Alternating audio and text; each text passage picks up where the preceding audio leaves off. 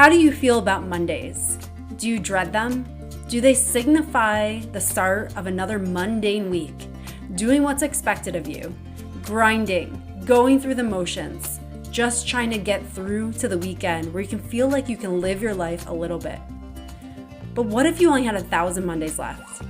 Or only 100? Or only 10? How would you live them differently? How would you live life differently? And that is why I'm so grateful for this conversation with Jodi Wellman. Jodi Wellman is a speaker, author, assistant instructor in the Master of Applied Positive Psychology program at the University of Pennsylvania and founder of 4,000 Mondays. Her book is called You Only Die Once: How to Make It to the End with No Regrets, which made Adam Grant's summer reading list and is a next Big Idea Club must read. Jodi has been featured in Oprah Daily, Fast Company, CNBC, Forbes, Psychology Today, the Los Angeles Times, and more. Jodi's TEDx talk is called How Death Can Bring You Back to Life, with over 1.3 million views. It is the 14th most watched TEDx talk released in 2022, out of 15,900. Jodi brings so much incredible value in this conversation. I am so grateful for everything she shares. She shares how we can live our life to the fullest, how we can stop living with regrets, and what it's going to look like when we get to the end of our lives. How are we going to feel about how we lived our lives?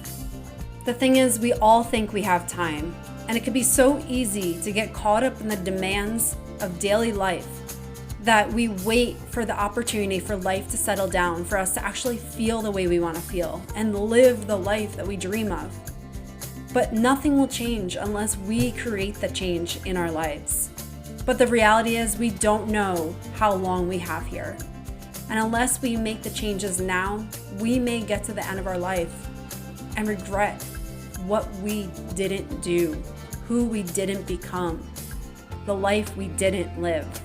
And that is why this is absolutely essential to realize that, if you dream of a life that you want deeply, no time is going to be better than right now to make that happen. Start now and start living your life filled with the joy that you deeply desire. That is why I'm so grateful for Jodi being on today, and I'm so honored to share it with you now. Welcome, Jodi. I am so honored to have you on the podcast today. I know this is going to be an amazing conversation. Oh, thanks, Kelly. I am just downright giddy to be here with you. Oh, yes. And so what I want to start with, and I just talked about this a little bit with you, but I want to talk about something that really hit me very deeply. And it was in your TED Talk, and you talk about squandering years of your life, seeking out a sense of control, you were struggling with an eating disorder and feeling like you were not enough. And how there's so many of us, it may look different, but we do squander years of our life looking for something outside of ourselves to feel like we're enough. Talk about how you went from that place to where you are today and really embracing life and living it fully. Well, I'm happy to. Yeah.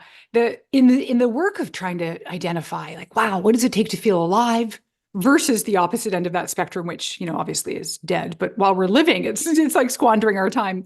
I think there are so many different ways we do that. And we can talk in a minute about the more benign ways we do it, like endlessly scrolling or, I'm a fan of, every night on the couch with Netflix, but okay, more insidiously, I look back on that decade of my life, like decade. And at the time I would have been around 40. So there was a quarter of my life that I can now say with some self-compassion, oh, honey, you squandered that to eating disorders. And for me, it was a combo platter of anorexia and then just full-blown unfun bulimia. Not that the anorexia was fun, but it was this phase that, sometimes you need distance to see it. It was this phase of, I look back and I go, oh, sweetie, I know what you were up to then. You're trying to hold on to some semblance of control in which we're never really going to get, right? We can try, but no matter what we do, whatever our coping mechanism is, it feels somewhat lovely in the moment, but we always know, you wake up with that empty feeling of what am I doing? And so I was really struggling on and off through the decade. I tried to get help. Sometimes it would stick for a teeny little bit and then it wouldn't. And then I felt more and more I guess, disillusioned and unsure of myself and really wondering, like, am I even going to ever lick this? And I believe that so many things are about timing and so many things are about agency. So it's like, does luck favor the prepared? Maybe. I had something ahead of me that was really special in my life. I'd registered for grad school at University of Pennsylvania for the Master of Applied Positive Psychology program. And that for me was this real beacon in the distance of like, this is going to represent the life I really want to live. And it was a big goal.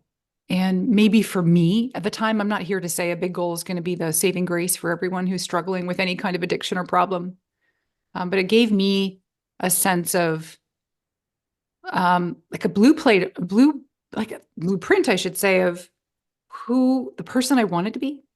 And I recommitted to therapy and to a nutritionist multiple times a week. And I got back on track with my life, And so for me, it was the idea that I've got this thing in front of me that you've made happen, because I'm really big into this idea of agency, that, creating lives worth living, man, they don't just happen to us. And can we all just take a second to wish that they would? I want a really good life to just be handed to me on a platter, ideally with gluten-free cookies, but that's beside the point. I can joke about cookies now and not have to be weirdly jaded.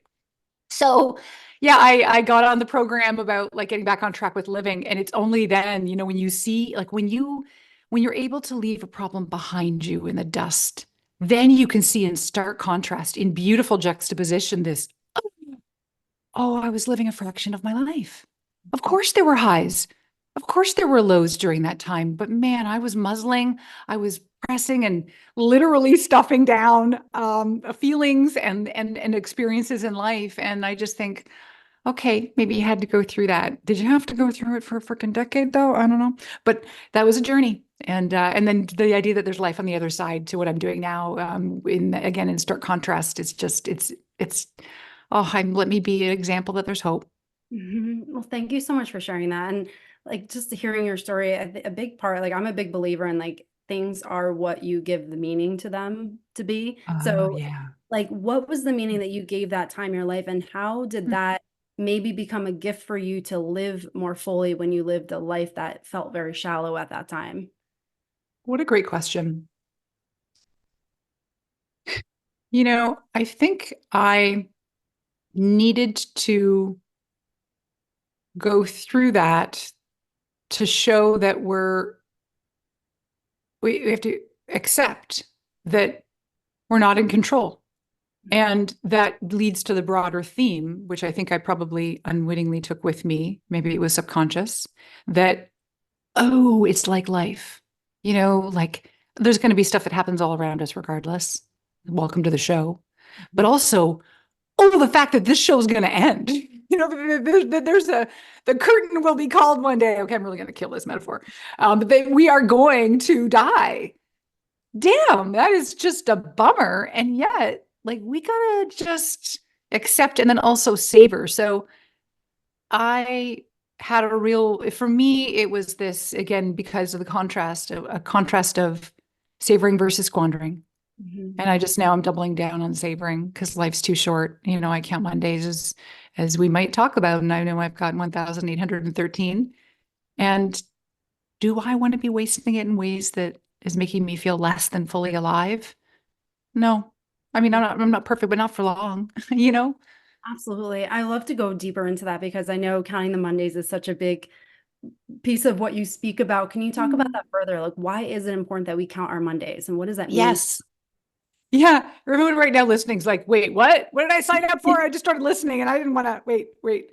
And I hold on for a hot sec, because this is the theory that I just love because it's backed by research. So, for those of you who care, the idea is, first of all, rooted in an old Latin phrase, memento mori, remember we must die. Okay. Initially sounds kind of morbid. Yeah. Still stay with me.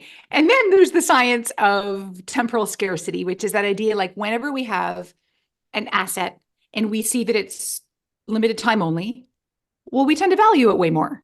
Okay, so like life's like that, right? So when we stop and go, we already know we're finite. Like this is not breaking news here to anybody, I hope. But it is about, okay, we all roughly know we're going to get around 4,000 weeks. That's the way I called my company 4,000 Mondays. Okay, well wait a minute, I didn't think of it as 4,000. Most people will think I'm going to get to around 80, women 83, men 78, plus or minus. Some of us a lot more plus, some of us a lot more minus. And I just thought, how do we wake up and start to take this more serious or less serious, depending what you need out of your life? And the breaking it down to the ridiculous is a bit of a mental trick. It was rooted in psychology. It's like, let's find different ways to analyze time. And so by getting us to count how much we have left on that little countdown timer of life. So like I said earlier, 1,813, that is the thing that for many of us can help us wake up and go, right. Not only is maybe the number not as big as I want, but most important of all, that, every week that number diminishes. Of course it does. But just seeing that viscerally is something that can be a powerful way to go, yeah, time is ticking. How do I want to spend this precious time?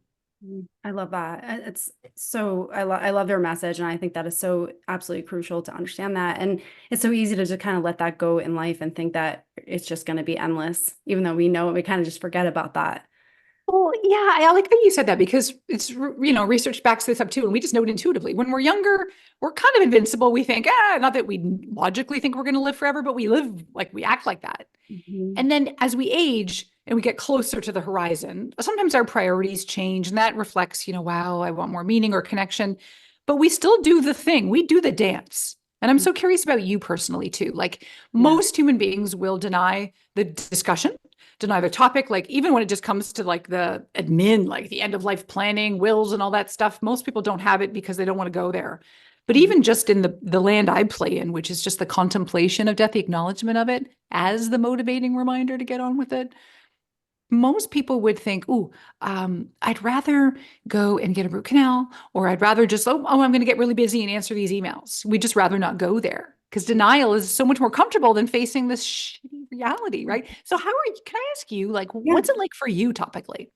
Yeah. So if you ask me now versus if you asked me a few years ago, like it's night and day. A few years Mm, ago, I was living on autopilot, mm, thinking I had to do everything that was expected of me, living my life for other people, mm. just looking outside myself for that sense of fulfillment and not even thinking about how much time I had. That was not even on my radar because, a few years ago I was in my 30s and, early 30s. And I'm like, okay, you don't think about that. So I was very much just in what I thought was subconsciously expected of me. Get the job, get the degree, do all the things that people tell you to do that makes you happy. Yeah. And I was so disconnected from myself. I had no idea that I was not, well, I knew I wasn't happy, but I didn't know why I wasn't happy because externally I'm like, well, I have all the things. Why am I not happy?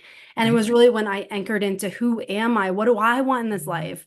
What do I want to feel like? And that's what's been a huge transition in my life. And I've removed myself from trying to meet others' expectations. I've really just anchored in what do I want? What brings me joy? What brings me all of the Yeah. things that feel fulfilling in my life? And I've started to just not even started, I'm well on my journey, but I just don't look outside myself anymore. I validate my own experience and I'm here for what I truly feel like is alignment with myself. And it's a night and day. And I Oh. shared with you, I've shared on this podcast before that my brother passed away, and that gave me that huge sense of urgency because he had so many Mhm. dreams that he was looking forward to. And he passed away at age 41. And, Oh. I'm 3 years younger than him. And you just don't know. So I'm like, I'm going to do it now. I got to do it. Yeah. Yeah. Mhm. And acknowledging, that it it's a very sad thing, I think, that as humans, we're just going. We're these, highly functioning zombies is what we become really good at, right? When we get into the Mhm. zone and we're doing our work and we're not thinking and we're like deferring life to later. And then we need a wake up call. And so yours is just sounds so profoundly moving and sad, of course, about losing your brother at such an early age. And that acting as this startling, wait a minute, like just imagine for a moment, you had he, I'm sure you'd prefer him to be here, but your life could be continuing down that same path. It's just amazing to think that you've had this jolt. And while you were sharing your story, I was thinking about it's a chapter in my book about wake up calls, about people who've had near death experiences or Yeah. even just brushes with death, how Mhm. they are tuned into stuff in a way that, quite frankly, like you are right now because of your brother's passing. Like it's a true alertness. Like it's like you sit up straight and you go, whoa, whoa, whoa. Like Yeah. now I know what really matters to me. And also the thing that you said that struck me was that idea about knowing what doesn't matter anymore, like abandoning some of the stuff that's like silliness that you might have just fretted about before. But now it's like, I know how to say yes to things and no to things, and I know how to prioritize. That is a gift, Yeah. and isn't it just sad? Like, can we just take a minute to all just take a moment of silence and be like, damn it, it's sad that we have to lose somebody or almost risk our own lives in order to sometimes realize that, Mhm. which is of course why I want to do the work I do without like, let's eliminate the danger and the grief and let's get on with living so we don't have to have a Mhm. wake up call. Absolutely, 100%. And that's like, it's like so maybe of us abandon ourselves and Mm-hmm. but we won't abandon the things outside of ourselves. So it's like when you make that transition, I'm like, I am no longer abandoning myself. Other things can be abandoned. You said that like it's Oh, so key, so oh, key. And it's a game oh, changer. And I didn't realize it until I made that transition. right. Your Hmm. point about abandoning yourself, I love the language you use and how this is resonant in your community because it is such an important thing. Like it, okay, I'll share with you. There's a workshop I do for teams or groups or whatever. And in part of it, it's this idea about it's like how to feel astonishingly alive, right? Yeah.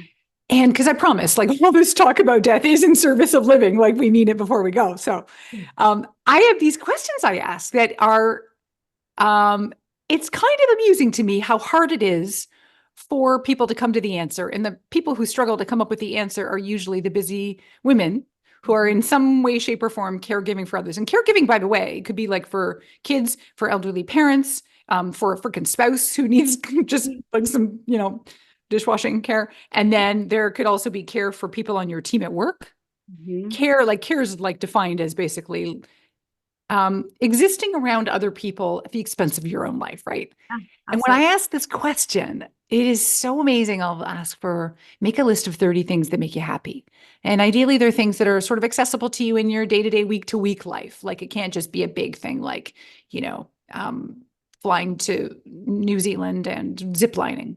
Mhm. That would be awesome on another list, maybe a bucket list or like another thing you love to do. But many women are kind of stumped. Like, wait a minute, I don't even really know what makes me happy. Or a different question, more of a heavy hitter, is like, what is the stuff that makes you feel most alive? Mhm. And again, I think so many of us have lost the plot on Mhm. that, right? Yeah. Or we may have some semblance, but then it also, admittedly, this conversation can start to feel a little bit sad. And I want to flip the script fast because it can be a little bit like the thing that makes me feel most alive. Well, it was when I was writing poetry. And I'm like, okay, yeah, when was that?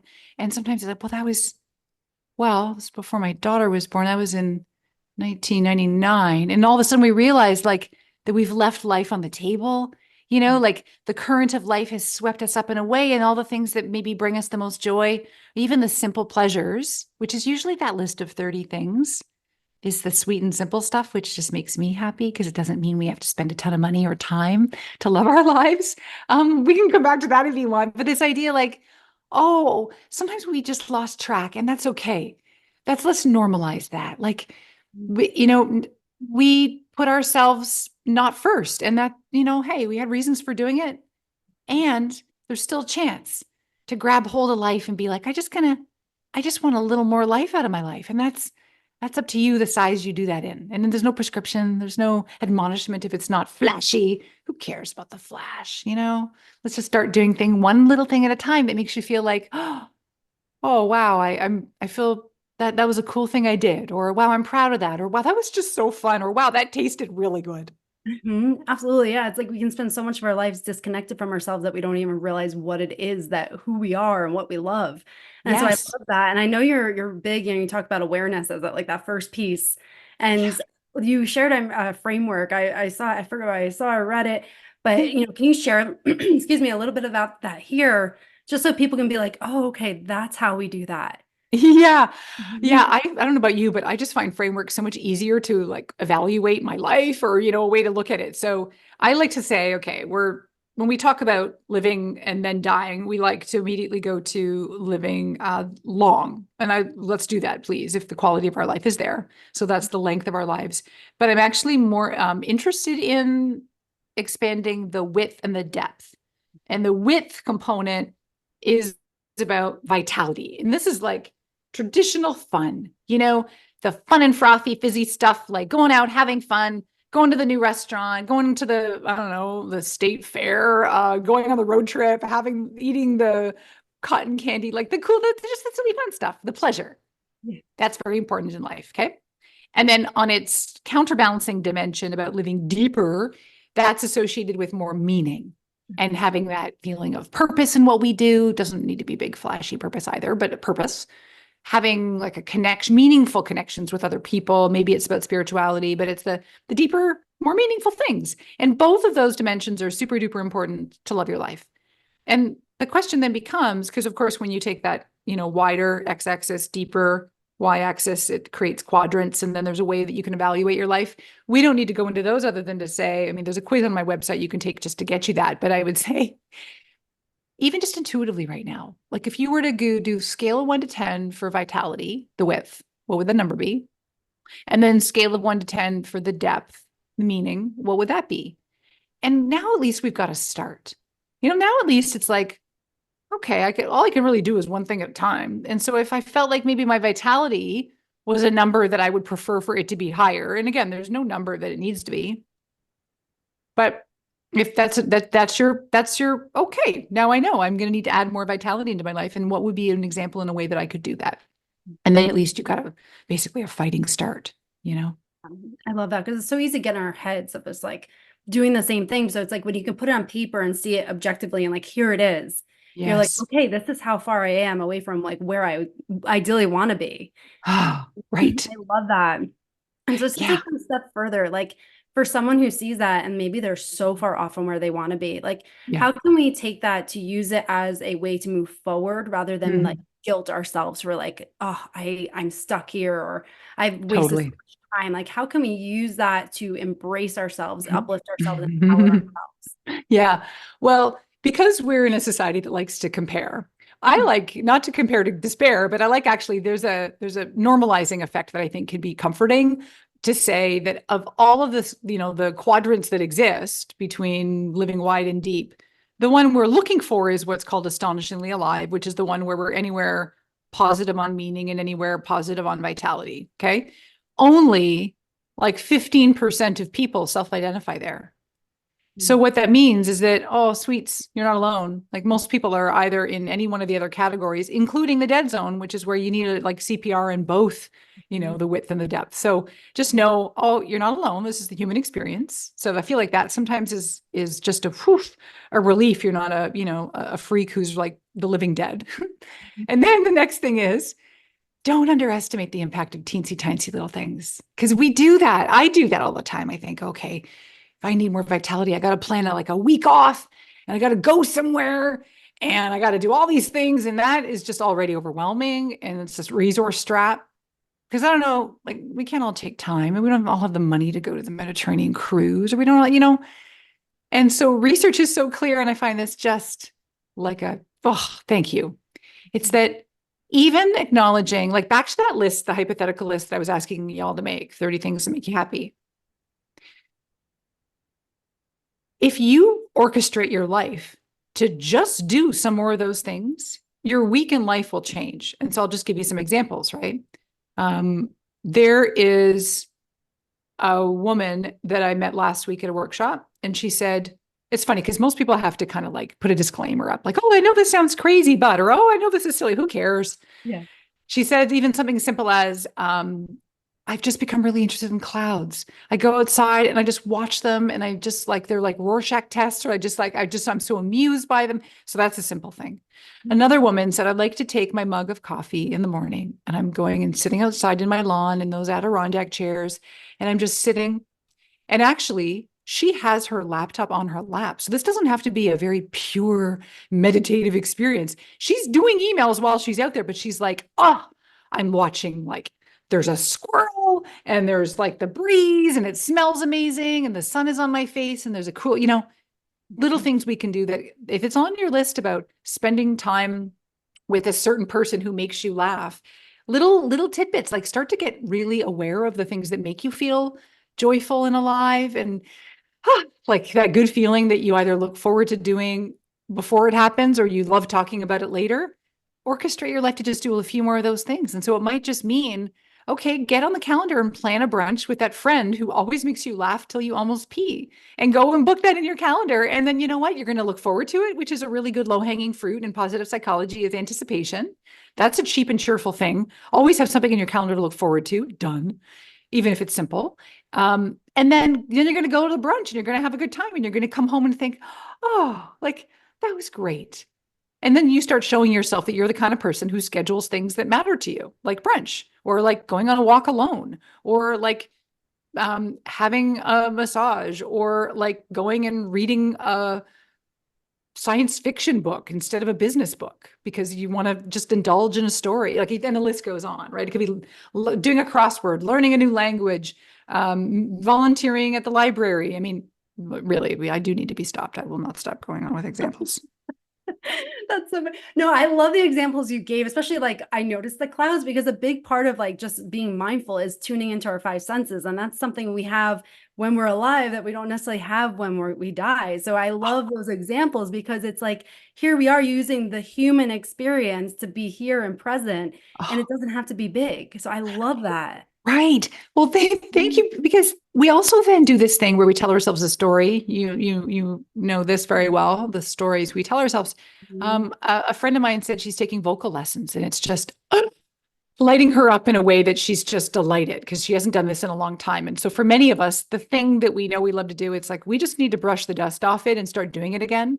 But the bigger example I wanted to share of her story was she was loving doing this and she was telling her husband and she was so excited. And he said, well, why don't you do it more often? Because she was doing it, maybe it was once a week, which for many of us, that's all we can fit into our lives. But he was like, why don't you fit it in? And she just looked at him like, I can't do that. And he's like, because why?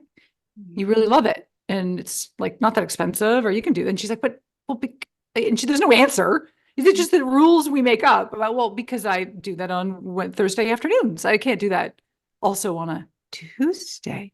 So then she texted her voice lesson instructor, like, can you fit me in more? And the answer is like, yeah, absolutely. Let's start doing it. And so now she gets more joy in her week. It's like, we just have to sometimes think about maybe there are more walks in the park we could take, right? Maybe, I mean, maybe we do need to manage how many fries we eat, but there are more, like if sometimes more of the thing you love is just what the doctor ordered.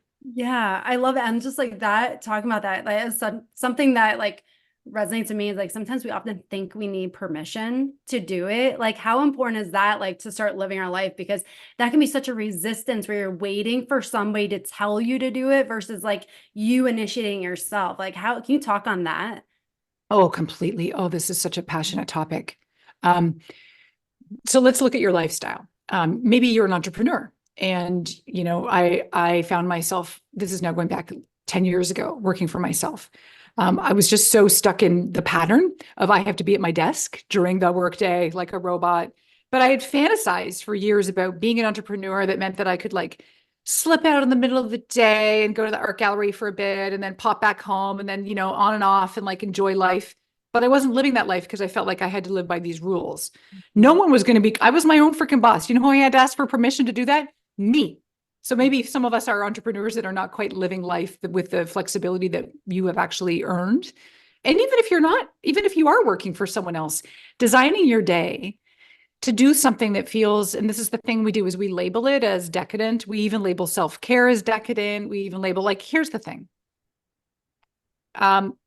Doing something for 20 minutes that just makes you feel fantastic, like, it's just pretty much a guilt-free endeavor, right? Unless you're leaving your kids on the side of the road, that might be a problem. But I feel like you got that nailed. Stories too about, I do this because I'm super close with my husband. And so for me, I often think about, well, it would be kind of cool, like maybe on a weekend morning to like have my own like personal retreat. But then I think, well, but I don't want to not be with him. Like our time is limited together. And it's one of those things where it's like, you get to do it all. You get to have time every other weekend, but then sometimes you get to say, hey, I would just love this Saturday. I'm going to go take off for a while outside, or for me, it wouldn't be outside. It would be at like a great restaurant or hotel, or whatever. Like you get to, if you're having a niggling and you're having that desire and you want to do it, ask yourself, and here's the thing. First of all, how many Mondays do I have left? Life is too short to not design something that's probably a pretty simple problem to solve. And number two, let's bring out some bigger guns. My test is back to the idea about people who almost died and they came back and they're like, oh, I could care less now what people think of me. Or I say yes easily, no easily to the things. What if you just came home from the hospital? What if you had a really bad car accident and you were in a coma and you made it out of rehab and you got back home and you're like, man, I am lucky to be here. And I have this really big desire to go and do a painting class on Thursday nights. Would you not kind of find a way to go and do the painting class on Thursday nights, knowing that your life was dangling by a thread or maybe an artery? You would do it. So maybe that's the way of looking at it too, is like, we have to get creative with our brains. Otherwise we're trying, what's the expression? Like, you can't solve a problem with the same kind of mind that created Level it. of consciousness. Yes. Thank Yep. you. Level of consciousness. That I sounds way love better. that. I love that quote. Like, you can't live a life if you're living, it's the same mentality that said you need to be, so responsible that you can't enjoy life wider and deeper, Yeah. Oh my gosh. I love that. And like that, I mean, it's so poignant what you just said, 100%, just having that urgency to realize that like it's not forever. And like for people that are in that denial stage of like, okay, they Yeah. count the Mondays, but like, but I still have, however many, 1,500 Mondays left. Like, Yep. how can we get into a place where we're like, oh no, this is real, like I am not going to live forever. And I literally only have a certain amount of time to live out my dreams. And I can't wait for that one day when Yeah. everything feels like it's smooth and it's opening up and life says, here you go. This is the time for you to live out your dream. Totally. Yeah. Those are the moments where I admit that like my agenda might be bigger than theirs for their life. And okay. So what I mean by that is, I could try and encourage somebody to count their Mondays and to, become more aware and talk more about this with their friends and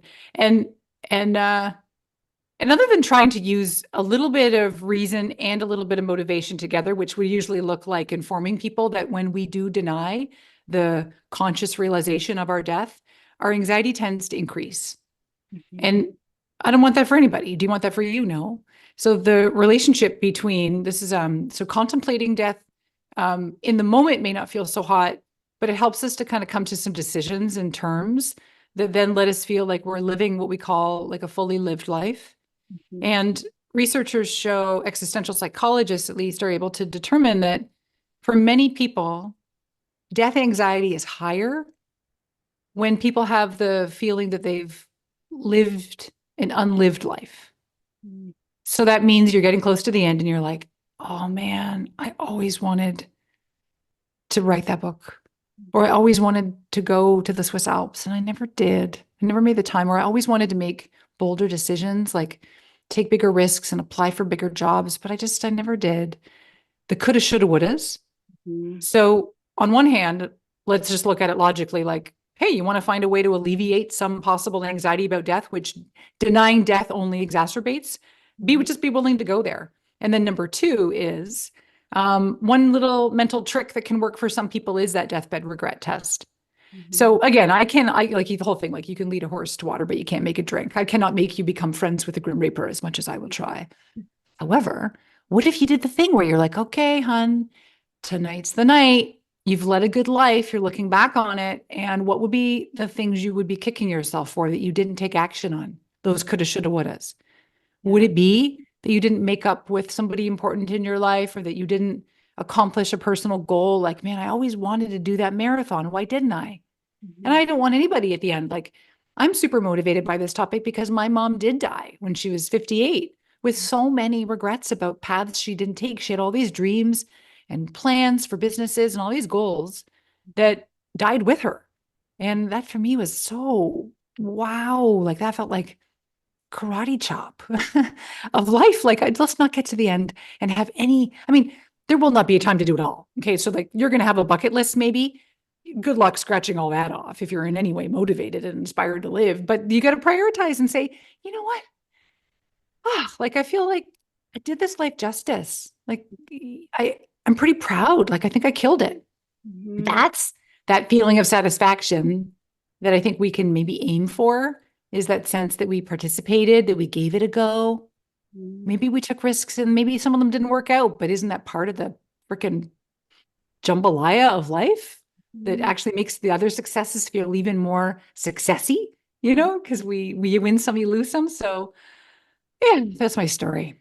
Yeah, oh my gosh, I love that. And it's just as you were speaking, I had a guest on a few weeks ago, Chris Lippincott, and he is a medium.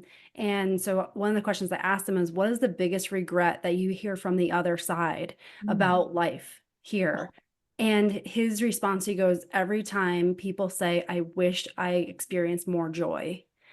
And so, like, as you're speaking like that, it just so much resonates. Like, you're not only hearing it from people, I know you've shared about people who are older, what their regrets are about life, but like, you're hearing it from the other side. That's like, here, you have to live with more joy. Like, if that's not permission, you're just coming from the other side, they're saying live with more joy. It's like so profound. So profound that those coulda, woulda, shouldas are, a trap of like, or it's an opportunity, not even a trap, an opportunity for you to see what you can do right now. You have this Well, moment. thank you. That is the perfect sum up to that because I call them pre-grets. These are not official regrets because last I checked, you are not dead yet. So if you think that you're going to be bummed that you didn't learn how to parkour and you've always, for some reason, really wanted to, Mhm. go look up how to parkour. Maybe there are lessons. Or if you really wish that, you had gone back to school. I Mhm. mean, we all know people who've gone back to school at like late stage in life. Like it's never too late. There's a quote by George Eliot. It's never too late to become who you might have been. It's just so possible for us. We limit ourselves, and I get a little bit suspicious of even the way we do things where we capture some of our goals on the bucket list. So I think I alluded to the bucket list a minute ago. You know, I think it's really valuable to have a nice running list of things that would be really cool to do before I die. And then here's where something funny happens. And this is it's a process that happens psychologically for many of us. When we fantasize even momentarily about a dream coming true, like let's just say on your bucket list, it is you're going to do a climbing trip in Italy and on a mountain there. And you're like, oh yeah, I'm going to put it on the list. And you think about it for a minute. And there's actually something that happens is that when they're called positive fantasies, we feel just good enough by the idea of it that it feels just satisfying that we get to put it on our list and close the journal or close the spreadsheet and go, okay, and then go about our merry way. And we don't take action. So, in fact, I think that bucket lists to me are actually kind of fearful because they, to me, represent repositories of dreams that will die on the vine Mhm. because we feel just good enough to have captured it and then we don't take action or we don't put a date on it. Like, gosh, I mean, let's be honest. From like your first job, your goals need to have an accountability and a deadline, literally a deadline here. Mhm. And so I'm a fan of two things. One, if you're going to do the big bucket list, awesome. Just make it time bound. Be like, okay, yeah, really? Climbing trip in Italy? When? And all of a sudden it's like now the eyes start to dart. Well, okay, I can't go this year because the kids are okay. Well, oh, I don't care. Just do that mental math and go, it's going to be spring of 2027. Awesome. Now you've got it. Now start planning it, make it real. Do one thing to commit, like book a ticket or post it on social media that you're doing this just to feel a little bit like you put a little hook in there. Commit to the life you want to live rather than doing the thing we do, which is we defer. We put it down on a page and we defer it. And I just get sad to think that what about the lives right now that we're living that are we really living now? And are we living with the hope that later is going to be better? Mhm. Later may not come, but Right. less morbidly. Um, what about now? Mhm. Like what about the next 3-year block of your life? Mhm. 150 or 162, I don't know, Mondays. Like, what about that little chunk that you get Mhm. to go, no, I'm doing short-term, medium-term planning. I'm not doing saving this for when I retire Mhm. Yeah. or, when like later. I'm very suspicious of later. Do you know what I mean?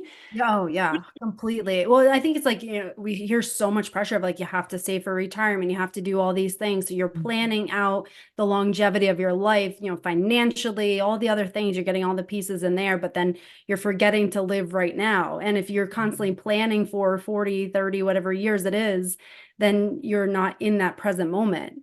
And it can be very like that. I find it can be like a trap for people, because if you're like, well, I have to save the money for retirement, I have to just save, I can't spend it on me living now. Like, Yeah. how do you navigate that? Because I imagine, Yeah. it's like, I know I've felt that, like, well, you almost feel guilty if you take that time, be like, I'm going to go to Switzerland, and you're like, oh, well, that could have been in my 401k right now, Totally. Oh, I love this. And I have financial planning friends who grapple with this all the time, right? Huh? It's this idea that the dueling needs of carpe diem, live now.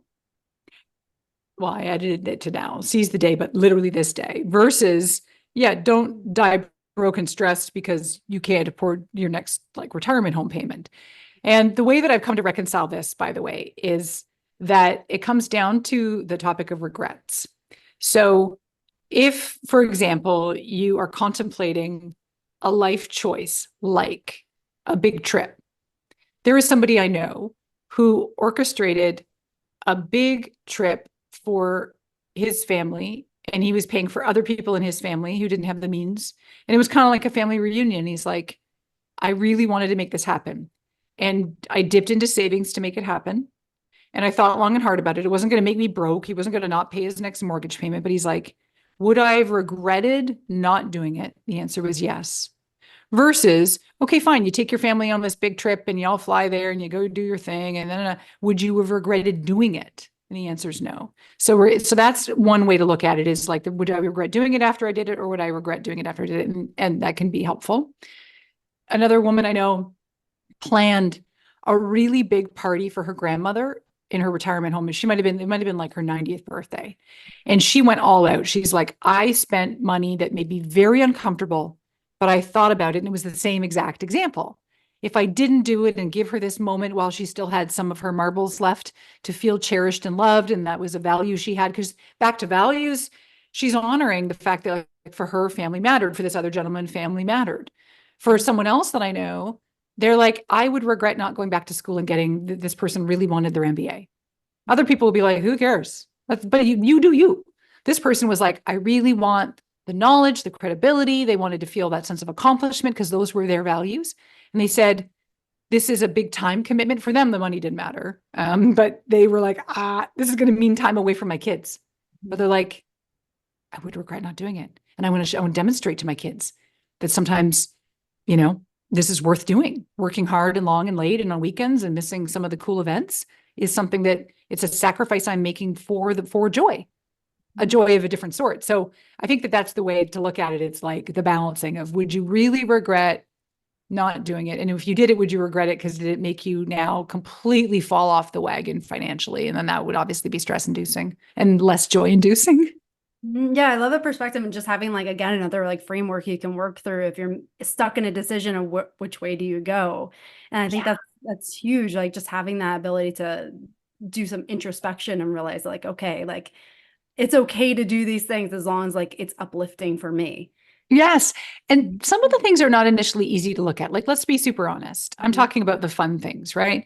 Sometimes it's like, do you need to leave a relationship or a dead end job? These are big, hard decisions that don't feel, it's almost like, do you feel like you're damned if you do, damned if you don't, but that you can still use this framework with a relationship, for example. Would you regret leaving it? And maybe you could have a small list. Yes, maybe for financial security or for someone to take to the movies. I don't know. But would you regret not doing it? And knowing and reading through the research. So for me, it's in the regrets chapter in my book. Might be helpful. Like, the idea that people will lament near and through the ends of their lives and on their deathbeds, the paths they could have taken. Like, for example, well, could I have started over in a different relationship? I regret not doing that because I made the safe play. That's what they deemed safe, or whatever, staying in a relationship that was exceedingly average or just below average and not good for me. But I could have found love. Or maybe even if you didn't find other love, I could have had an absence of negativity in my life. And what could that have done for me? So I think that it works all around. Yeah. Oh, I love that. And and thank you for sharing other examples because it just makes you realize that there's other ways to look at these things and put it into like, we only have one life to live with.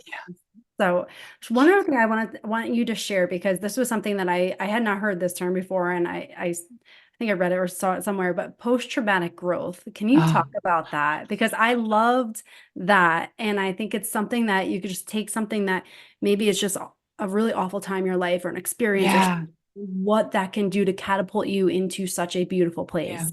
Yeah.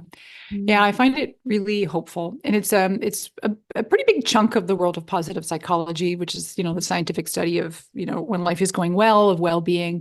So most of us are super familiar with PTSD, post-traumatic stress disorder. So stuff goes on and our bodies and our minds are going to react to it. And then there's something interesting that researchers started to notice. This is going back now, probably 30 years ago, where they tuned into what is called post-traumatic growth, where around 50% of people who experience a traumatic event emerge at a higher level of psychological functioning than before they even had the trauma. So let's just think about this for a second. It means that half the people don't. Half the people are like, "Yeah, sucks to be me. Trauma happened, and I'm going to make my way." And you can make your way and function just as you were before, hopefully with some help. Mhm. But many people will actually end up coming out higher. And that means that they've made meaning in different ways. And post-traumatic growth actually has quite a few different components to it. There are 4 in particular in the research that you don't quote me on them right now, but one of them is a greater appreciation for life. That's the one I zero in on. Another one has to do with spirituality. Another one's about connection to other people, et cetera. But really, the appreciation for life is this idea like, I had a really bad thing happen to me and I made it through. I don't, and then oftentimes people are seeking meaning, right? It's a very meaning making time for people's lives through any kind of hardship, really. And the emergence in this higher level of functioning is like, I am now stronger. I feel more resilient. I want to apply myself in more meaningful ways, maybe in my community. People who have had tough things happen, like say they've lost a loved one through suicide, many of them will go on to volunteer and donate time and energy for suicide survivors. And that for them is an even more poignant, important part of their life than they never would have experienced beforehand, right? This is one example, but many of us, we will be able to use it as a chance to work on ourselves and come ahead in a way that we're flourishing more than we were before, where we were maybe just surviving. So it's a beautiful opportunity. I don't want to gift wrap everybody's, you know, piece of garbage that has happened to them and say, go, but good, just wait. It's all going to be good for you. Because maybe, not always, but then the path to getting there isn't easy, but there's hope. Yeah, well, I appreciate you sharing that and just having that idea and just sharing that, because when you go through something and you realize that your life can be transformed in a positive way, and that what occurs in your life that maybe you didn't have control over does not mean that you are going to be stuck in a place that is repeating that Yes. cycle. Yeah. Yes. Thank you for summarizing it like that, because I do think there's no shortage of hardship for any one of us, right? Every single one of us will have struggle, challenge, grief, Mhm. loss, all the things around us. And for many of us, and that's maybe you wouldn't classify each one of them as traumatic, and that's okay. But even in small dose, Mhm. we're, these are the things, this is what meaning is made of, that deepening dimension that I talk about, offsetting the widening fun of all the woohoo roller coasters. And there's a role for it for in our lives. And I'm always a big fan of Viktor Frankl's work. Man's Search for Meaning is just a really beautiful Yeah. book to help encapsulate this. Yeah, I love that. And one more thing I just want to ask you is that how important is it to have willingness? Because you could have this and realize that, oh, there's only so many Mondays left. And then maybe you want to share that with a loved one, but they are not willing to change. How much do you pour your energy into yourself of being like, okay, I want growth in my life and I'm going to take this as my Yeah. urgency, rather than pouring into maybe someone in your family who doesn't have that willingness or Yeah. urgency? What do you do with that? I love this. Mhm. The answer is mostly like you are your own entertainment and life director. So you need to look out for your own. And back a couple of thoughts. So one is, of course, like sometimes other people's lack of willingness will slow us down, Mhm. right? Oh, he's not going to want to go to India. Damn it. Well, I guess we won't go. Maybe you could go to India with some friends or alone. Um, Same thing about you might be, and I see this a lot. This comes up a lot in workshops I do. I do mostly workshops with work teams, but they talk about their lives, like their lives outside work, and they'll talk about their spouse, lovingly, but also like he's not really interested in doing some of the things that I want to do, like trying a new hobby or, you know, going out at night or, and I think that you can start by offering the suggestion, hey, I noticed that there's this neat cooking class in town. Do you want to go and try making Thai food? You can provide the options. And then if it's consistently met with no, that it is usually just a, hey, you know what? I'm super excited about this. I don't want to pressure you. So you don't have to go. Don't worry, you're off the hook. I think I'm going to go. If I can't take my friend Julie, I might go alone, but that'll be next Tuesday, just a heads up. And you Mhm. go and you'll feel funny. Many people will feel funny. Back to, I know a lot of ton of your listeners, there's that sense of like, I've left my life because we've got deep rooted associations for making other people happy.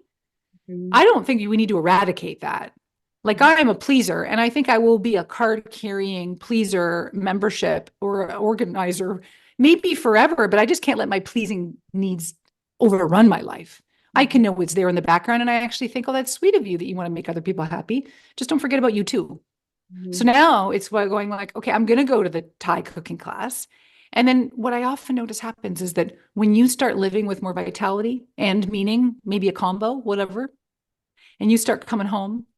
I'm only using the spouse example. It could be for anybody, or it could be for a spouse or friend, or it could be whatnot, your kid. Um, Sometimes you're contagious in a good way. Sometimes it's like, oh, like, oh, you've been going and doing that pickleball thing, huh? Okay. Well, how's that work? And all of a sudden, maybe someone wants to start to join you. But I don't. But here's where we can't want something we can want something for somebody, but they do need to really want it for themselves. Some people will go along with it. Yeah, I'll come with you to yoga and they'll do it and then they'll get swept up in it. But if somebody is really just like a no, thank you, honor it, respect it, say, I'm going to go have fun and I'm just going to come back and just make sure that they're not feeling left out. But oftentimes they'll start to notice how alive you're feeling and they're going to want to feel alive, or they might actually feel worse about themselves. And that's not your problem either. Mhm. Love that. Oh my gosh, so good. Thank you so much for sharing that, because that's something that I think that, again, like you said, my audience, it does. It's one of those things that's a resistance. Like, I want that, but. And so I love everything you said, and just giving exact examples of like how you can navigate that to still live your life. Love that. Yes. Yeah, it's like it's unapologetic without defensiveness either. Because sometimes when we're going to start something, we feel like we have to just be simple and sweet and calm and excited. And if Mhm. someone else, sometimes other people will try to burst your bubble. I met with a woman on the weekend who was talking about she wants to start a business, and her spouse is not just agnostic; he's just not supportive. He's actually trying to talk her out of it. And Mhm. these are realities, right? And so it's just one of those things like, hey, hun, when in doubt, shower people with love and kindness, right? Hey, hun, I respect that you're trying to, look out for me and for us. And I really get that. And I also know that you want me to be happy and excited. So I'm going to keep forging ahead, and Love that. you keep doing it. Because again, would you get to the end and regret not doing it? Or Mhm. would you regret doing it and maybe having it be really cool for you? Yeah. And Oh my God. set an example to your kids that I'm the kind of person who starts a business that she's dreamt about for years and gave it a go. Oh, yes. And thank you for bringing the children, kids, because that's such a big thing too. That holds people up. Like, no, I got to pour all my time and energy into my children. But it's like you lead by example. And I think Ed Milet says most things are caught, not taught. So when Mhm. you do it, you are showing by example. So I love that. It's like just even more empowering, and like go out and do it, live it. So Yeah, thank you. I'm writing a two-part blog post on like parenting and regrets. And by the way, I acknowledge that I'm no possible expert in parenting. I've never had a child and never will. But I know the experience of people who are living either with or without regrets, or that yeah. relationship between the lived life and the unlived life. Mhm. And you are a role model. Mm-hmm. And I know so many people who are reluctant to do things because it will take time away from their kids. And for them, maybe we just have to lean more into that caregiving aspect about, okay, if you say you care about your kids, don't you want to set an example for your kids about how life gets lived? Mm-hmm. Because, like, versus leading the example of mom and dad didn't pursue their dreams and hobbies. Like, Mm-hmm. I think your kids would rather see you go and do the PhD or the badminton lessons and know that, wow, I know now that when I go out and start my life, that I'm going to also value my own time and indulge in hobby. Indulge actually sounds like a negative word, but I mean, like, love the hobbies and love the growth and love whatever the heck it is that I deem makes me feel alive. Thank gosh, my mom and my dad demonstrated to me that life gets lived around here. Mm-hmm. Yeah, absolutely. And then that's it, like now you're carrying that on with you. And it's like that's how powerful that message is. And it's like so many parents are like, you can do it, you can do whatever you put your mind to, live the dream. But then the child, if you're not doing it, is gonna be like, well, why aren't you? Why aren't you doing it? Like Right. if you Right. can, it's Well, that easy. Why aren't you doing it? Like, so totally. yeah, I love that. Yeah. For someone who's listening and wants to get your book and connect with you, where can they find you? Where can they get your book? Oh, I appreciate you asking. So my Yeah. book is called You Only Die Once: How to Make It to the End with No Regrets. And it's where books are sold. But you could also go to my website, 4000mondays.com, and there's a page there which you will not have a hard time finding. And yeah, on the website, there's a Monday calculator if you don't feel like doing your own math about how long you have to live, plus or minus. Yeah, I love it. And I will put everything in the show notes. So definitely go get Jodi's book and connect with her. And I cannot thank you enough for this conversation. I absolutely loved it. And it's just so meaningful. And I think a message we can't hear enough. Just have to Oh, enter into it. thank you. It is this is a message that needs repetition, unfortunately. But I Mhm. appreciate you for giving it a voice. Yeah, absolutely. And again, thank you everyone who joined today. And if you enjoyed this episode, you got even one thing from it, share it with somebody so that way this message can be shared all around and we can continue to live life like we're gonna die. So I love it. Thank you so much, Jodi. Thank you. Thank you so much for tuning in to this episode of Rewiring Health. I hope you found our conversation both enlightening and empowering. If you enjoyed today's episode, please subscribe to Rewiring Health so that you never miss an update. Also, I would love to hear your thoughts. If you could take a moment to rate and review the show, it would mean the world to me and help others discover the power that we all have within us to create change and create the life that we truly, truly desire. Thank you so much for spending your precious time with me and sharing the energy of the show.